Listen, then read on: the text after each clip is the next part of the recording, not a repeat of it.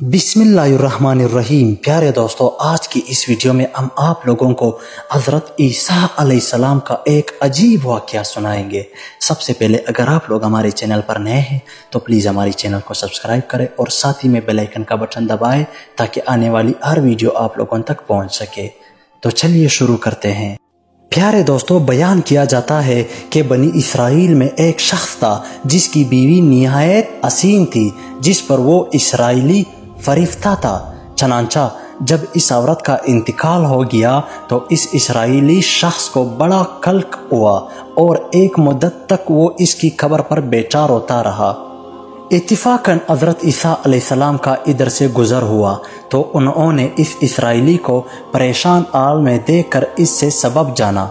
तो जब इसराइली ने अपना वाक़या बयान किया तो हज़रत ईसा अलैहिस्सलाम ने दरियाफ़्त फरमाया, क्या तू चाहता है कि मैं इसको तेरे लिए ज़िंदा कर दूँ?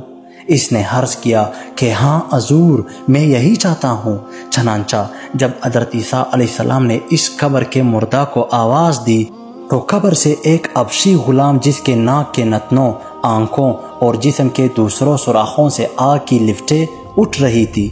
हज़रत ईसा अलैहिस्सलाम को देखते ही गुलाम ने कलमा पढ़ा, ला इलाहा इल्लल्लाहु ईसा रूहुल्लाह। इसराइली ने ये देखकर अर्ज़ किया, हज़ूर मुझसे गलती हो गई, मेरी बीवी की कब्र तो दूसरी है। ये सुनकर हज़रत ईसा अलैहिस्सलाम ने अबशी को हुक्म दिया कि तुम अपनी कब्र में वापस हो जाओ।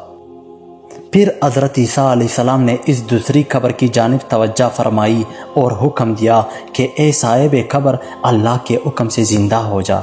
चनांचा कब्र पटी और इससे एक औरत सर से गर्द झाड़ती हुई बाहर आ गई, जिसको देखकर इसराइली बोला कि या रूहुल्लाह, मेरी बीवी यही है। फिर हज़रत ईसा अलैहिस्सलाम के हुक्म से वो इसराइली अपनी बीवी को अमरा ले के वापस होने लगा, मगर अरसा से जागा हुआ था इसलिए इस पर नींद का गुलबा हो गया और इसने बीवी से कहा कि तेरी कब्र पर गिरिया विजारी और बेदारी ने मुझे हलाक कर दिया है, इसलिए मैं चाहता हूँ कि कुछ देर आराम कर लूँ।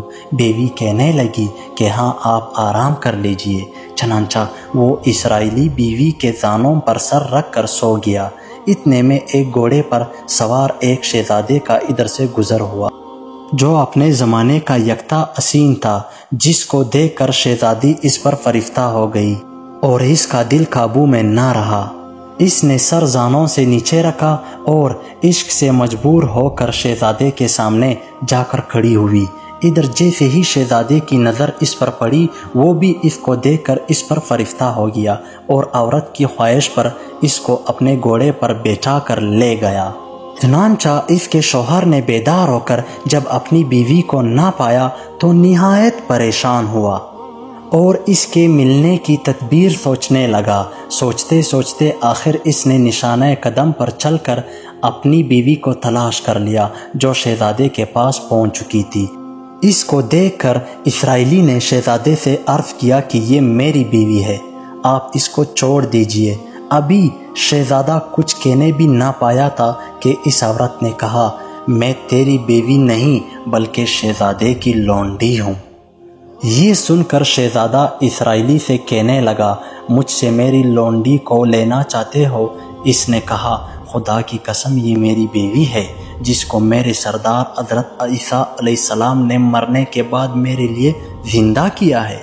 अभी ये गुफ्तगू हो रही थी कि इत्तिफाकन हज़रत ईसा अलैहिस्सलाम वहाँ तशरीफ़ ले आए, जिनको देखकर इसराइली कहने लगा, या रूहुल्लाह, क्या ये मेरी वो बीवी नहीं है जिसको आपने मेरे लिए ज़िंदा किया है? हज़रत ईसा अलैहिस्सलाम ने फरमाया कि हाँ ये वही है। ये सुनकर औरत कहने लगी, या रूहुल्लाह, ये शख्स झूठा है, मैं इस शहजादे की लौंडी हूँ।